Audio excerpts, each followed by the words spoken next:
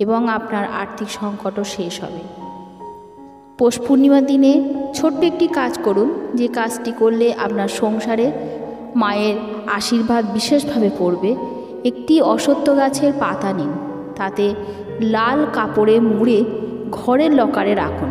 লাল কাপড়ে মোড়ানো অশ্বত্থ পাতাটি নিরাপদে রাখার সময় দেবী লক্ষ্মীর মন্ত্র যেটি করতে যেন যে পৌষ পূর্ণিমার পরে পঞ্চম শুক্রবারের মধ্যে পূর্ণিমা তিথিতে রাখা অশ্বত্থ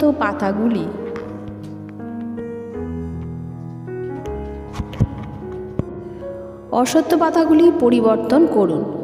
একই উপায়ে নতুন পাতা রাখুন। গঙ্গা এবং অন্যান্য পবিত্র নদীতে সেই শুকনো পুরনো পাতাগুলোকে ভাসিয়ে দিন।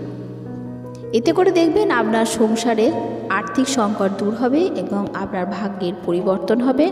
দেবী লক্ষ্মীর আশীর্বাদ পড়বে আপনার সংসারে।